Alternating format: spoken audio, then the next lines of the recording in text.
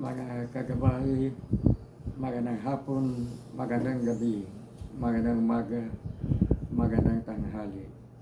Saan man tayo naroon, ano man ang ating mga ginagawa, una at higit sa lahat, ating ialay ang ating mga sarili sa ating Panginoon. Sa loob lamang ng ilang mga sandali, ating damhin ang presensya ng Diyos.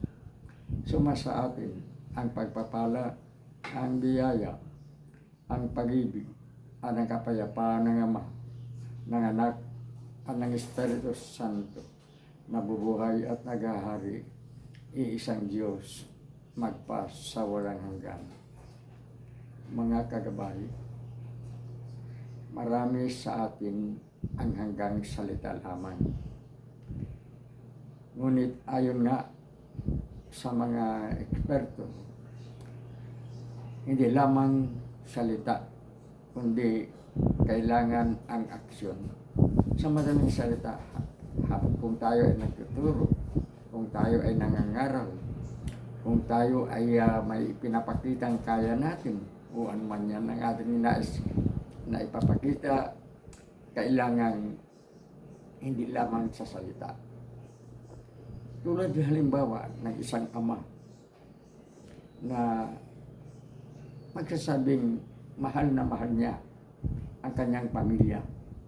Ngunit tamad naman siya upang maghanap buhay, upang kikita ng pagtustos sa araw-araw na pangangailangan. Tamad magtrabaho.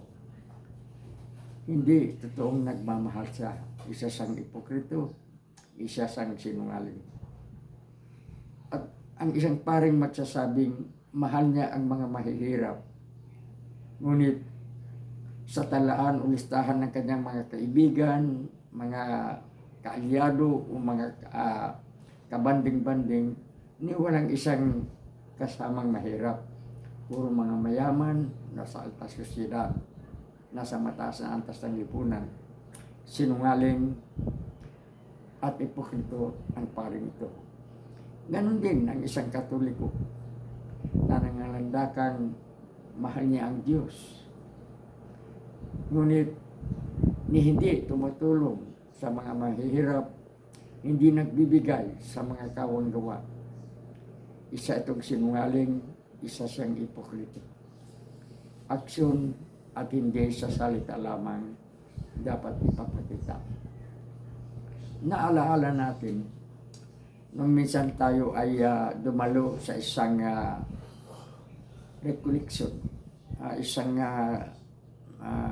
reflection sa tinatawag nating life in the spirit, at tinalakay ng tagapagsalita ang kahalagahan ng action at ng hindi puro salita. Sa isang restaurant, sa isang bayan na medyo maprogreso, may isang tanghali na may pumasok na dalawang lalaki. Isang matanda na marahil nasa lampas sa 80 taong gulang na, at isang maaaring masasabi nating binata na nasa lampas 30 o hindi pa apat na po ang taong gulang.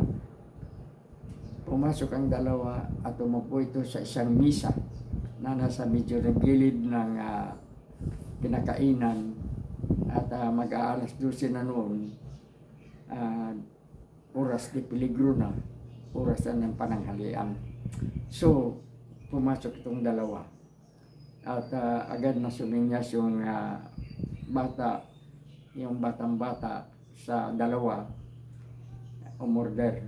At ito na, pinaglingkuran sila, pinagsilbihan sila ng waiter sa naturang restaurant.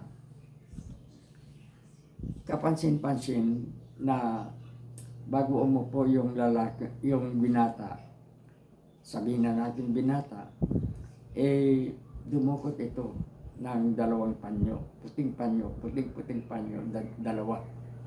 At inilagay sa itaas ng misa. sa kanilang harapan. Dumating ang pagkain at nagsimulan ng kumain yung matandang lalaki.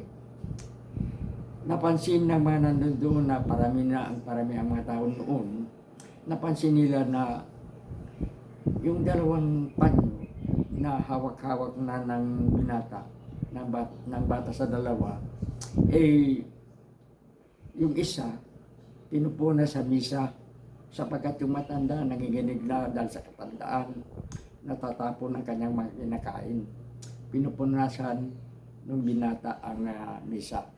At yung isang panyo, ginagamit niya pagpuna sa mukha o kung saan mang mayroong lamat ng kinakain ng matanda. Hindi nakapagpigil ang mga nandoon. Nagtayuan sila at pumalakpak at may sumigaw. Yan ang humiling. Yan ang sermon na dapat gawin ng isang pari.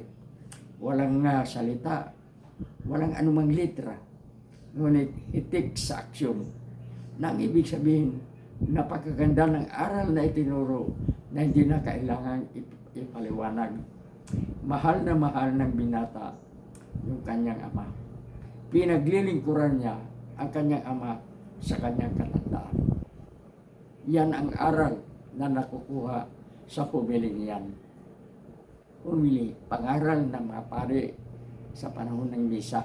Pag sila nagmimisa sa liturgy of the word, mayroong tinatawag na humili o ibanghilyo. Nagpalakpakan, iyawan ang mga nandoon sa paghanga sa ginawa ng binatang yan. Nang nakaalis na ang dalawa, ipinaliwanag ng may-ari ng restaurant na yung bata sa dalawa, yung mga 30 or na wala pang 40, ay manager ng bangko na katapat lamang ng restaurant. At araw-araw, pag may opisina siya, kasama niya yung matanda na kanyang ama. At yun ang ginagawa ng binatang yan.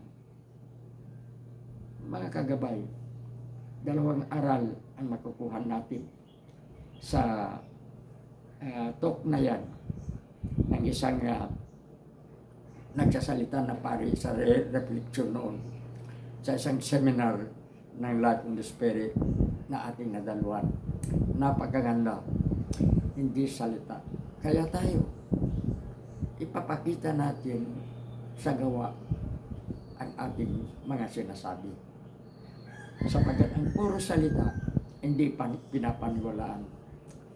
Gunitain natin, o tingnan natin, magre-reflect tayo, pag nilayan natin ang isang gospel, saan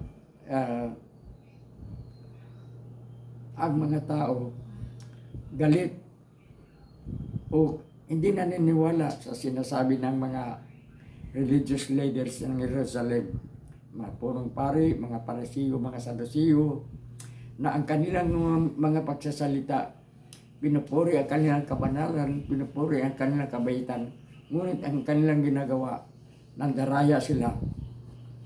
May mga alipuri sila na nagbibinta ng mga pang-alay sa altar na at mga nagpapalit ng pera na nangluluko sa mga tao doon. Kaya nga nagalit si Jesus at nagwawala noon sa templo ng Jerusalem. At kung si Jesus ang magsasalita, kung si Jesus ang mangangaral, siya ay dinudumog ng mga tao. Sapagkat si Jesus nagsasalita na may gawa. Tayo man, ganon din. Mahirap magsalita. At kung puro salita, marami hindi maniniwala. Higit na kailangan natin ang aksyon sa ating mga nais ituro sa ating kapwa.